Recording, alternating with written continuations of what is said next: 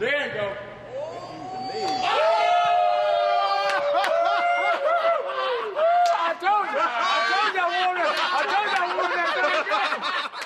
Do you guys remember the arguments Warriors fans had about who should be the player to build around, either Steph Curry or Monta Ellis?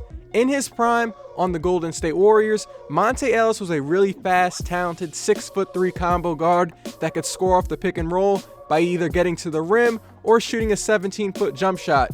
He's only 32 years old and just averaged 26 points per game in the playoffs 2 years ago, so why is he not in the NBA right now? As always, if you have not subscribed yet, subscribe to the channel to keep up with the NBA videos I will be dropping throughout the year, and let's talk about Monta's career. Monta Ellis was drafted by the Warriors in the 2005 NBA draft, and after averaging only 7 points per game on 41% shooting in his rookie year, he went up to 17 points per game and 4 assists per game on the We Believe Warriors team that upset the Dallas Mavericks in the playoffs. The next year, in the 07-08 year, he went up to 20 points per game, 4 assists on 53% shooting, the most efficient season of his career.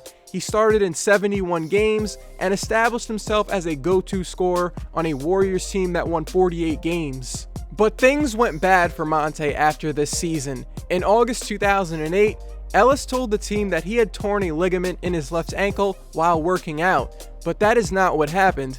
Monta did injure his left ankle, but it was from a moped accident, not from working out. The Warriors suspended him for 30 games, and he only ended up playing 25 games that year. As we all know, the Warriors drafted Steph Curry in the 09 draft, which created some initial tension from Monta, and an interesting thing happened at Media Day in September 2009. A reporter asked Monta Ellis, "Could you see yourself and Curry playing together in the backcourt?" You might expect a typical PC answer where he says he can't wait to play with Curry, but that is not what happened. The first thing Monta said was he did not like the idea of playing with another small combo guard. This interview created an awkward situation with the team because Ellis did not agree with the way the Warriors franchise was going. Monta Ellis' wife had to step in and let Monta know that he was wrong to tell the media that he could not play with Steph Curry, and told him to apologize and let go of his problems with how the Warriors organization was running the team. It took Ellis a little bit to buy in, but he ended up taking his wife's advice and letting his issues go with the organization. Monta apologized to Curry and let him know that his beef was just with the organization. Ellis was correct that Curry and Ellis would have trouble playing together, and last year, he even said that they would not have won a championship if he was on the team. So in that 2009-2010 year with Curry, Monta had a nice season. It was his best year in points per game, and he said that he was the second best player in the league right behind Kobe. When Monta was on, he could finish well at the rim and could make that 17-foot jump shot if he had space. In his final season with the Warriors in 2012, Monta scored 21 points per game, but was taking 19 shots a night to get those 21 points, and this was a big theme in his career. He needed the ball to be effective, and he wasn't too efficient with the ball. Everything had to go through Monta for him to be effective. After not making the playoffs in the first 3 seasons with Curry and Ellis, the Warriors front office decided it was time to make a change, and that was what are they going to do with their undersized backcourt. You guys remember when Warriors fans were debating who should be the future of the team, either Curry or Monta? I remember there were some fans disappointed that the front office decided to trade away their best player to Milwaukee for Andrew Bogut. The fans even booed owner Joe Lacob on Chris Mullin's jersey night because of that trade. Mr. Joe Lacob.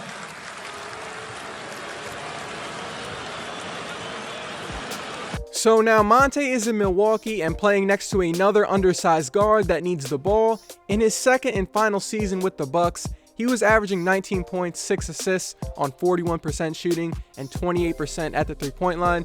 Not great efficiency, plus he was taking 17 shots a game to get those 19 points. In the 2013 offseason, he signed with the Mavs, and he was looked at as a piece that was going to help Dirk get a few more playoff runs before he was out of his prime.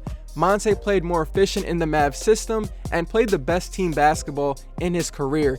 He led the team in assists, steals, and was second on the team in points in the 2013-2014 season. He scored 37 points in a game against the Suns to clinch a playoff spot in one of the final games of the year. The Mavs won 49 games, just got in as the 8th seed, and almost upset the Spurs in the first round, but lost in Game 7.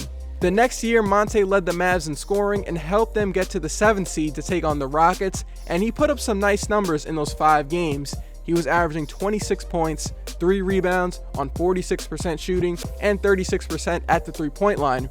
Remember, this was only 2 years ago, and that playoff series was the last time we saw Monta play at a high level. In the 2015 offseason, the Pacers signed him to a 4-year, $44 million contract.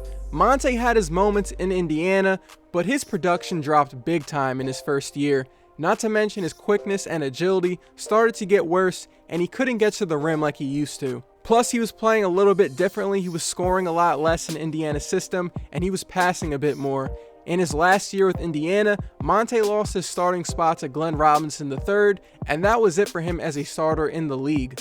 The Pacers waived him in July this past year, and he ended up getting suspended at the end of the year and was supposed to miss the first 5 games of this NBA season, but no team signed him. So if he did get signed to a team this year, he would have to go through this suspension. So what happened to Monta Ellis' career? A guy who is just 32 years old and averaged 26 points in the playoffs a few years ago. Well, the first reason is that he is an undersized shooting guard that relied on his quickness, agility, and speed to score with the ball. Now that he is older, his speed and agility is not as effective. Since he is not as good at getting to the rim anymore, his flaws of 3-point shooting, defense, and not being able to play without the ball become more apparent.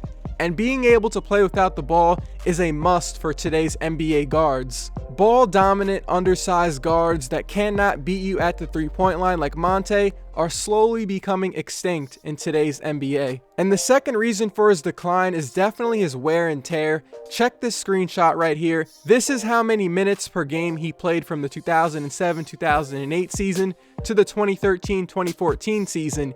He played 37 minutes per game every season in that span, including 2 years over 40 minutes per game. Just to put that in perspective, not even Westbrook has a season over 37 minutes per game. That is a lot of mileage. And that is it for this video about Monta Ellis' NBA career. Do you think an NBA team will sign him, or is he done in the league? I hope this was interesting to listen to. I appreciate it if you made it to the end, and I'll see you guys in my next one.